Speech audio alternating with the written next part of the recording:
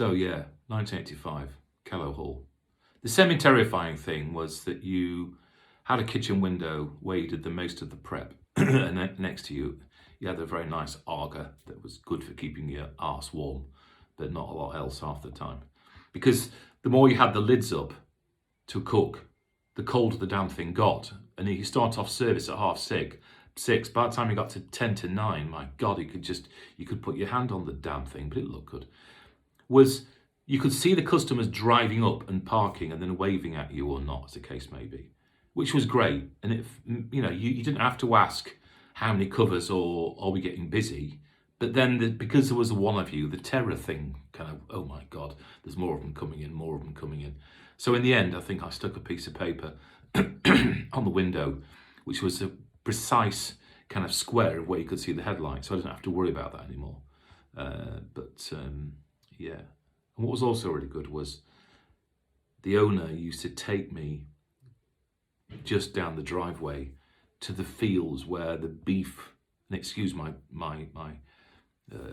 openness, the beef was wandering around in the field, and he would then decide who was going to go to slaughter tomorrow or next week or whenever.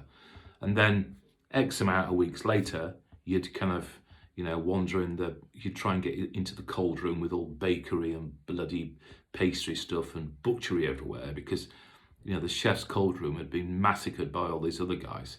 And they were good, don't get me wrong, and you learnt a lot from each other, but there was still that barrier of butcher, baker, pastry, and it's a different thing. All about food, but completely different. And as you kind of stretch down to try and get something, you'd end up with a tongue a tongue still fastened to the head, just probably rubbing along the back of your neck or whatever. So that whole thing about blood and guts, particularly when I was still attempting to be a veggie, was bloody awful. But yeah, 6 days a week, Mondays off. The owners lived upstairs. And then my great friend and compatriot Alec came along to work there for a week just to try and help and do a few things, who was very, very good at kind of saying, why don't we do this and why are we doing that, and I don't understand this and that whole thing. But it was octopus. This was octopus. And I remember, I think, the dishes I kind of put in those days were scallops with a blackcurrant sauce, which nowadays, you'd be appalled at. And then we had a kind of a smoked chicken peanut with cloves.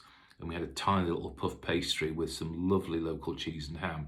We made them into little triangles in puff pastry, and we used to deep fry them for a couple of seconds and then serve them with pickled cucumber. And then fillets of beef where you pressed little currants onto them, which you'd sear off. And it was all very kind of slightly arty-farty modern style of food, but giving value still. And I remember that, I think when we first went, typical covers, and for the uninitiated, covers is people. So typical covers during the week was between 6 and 10 people. Okay, now you see, oh, so bloody what? Well, you can still get yourself in the shit with those numbers if you're not organised. So, but because you were having to do starter, main course, sweet, the whole bloody lot yourself, and a number of them, you were really, really octopus, man. But yeah, so we're doing 6 covers a night, 6 to 10 on average. By the time I got going after 6 months, we were doing 26 a night. Now that's a different animal by yourself. And then occasionally the owner would run in and put an apron on and say, right, John, what do you want me to do? And I'd be saying to him, dip that for 2 minutes. And he'd say, oh, I've left it in a bit longer. And you'd think, stop being horrible and do as I say. So that was quite good fun. And he'd always question you and ask you and inquire why, because he was interested in bloody food. And then at weekends, we used to kind of do 30 Friday, Saturday, and 40 on a Sunday lunch. And after 6 months again, we were doing 70 to 80 Fridays, Saturdays, and then Sunday lunch packed out.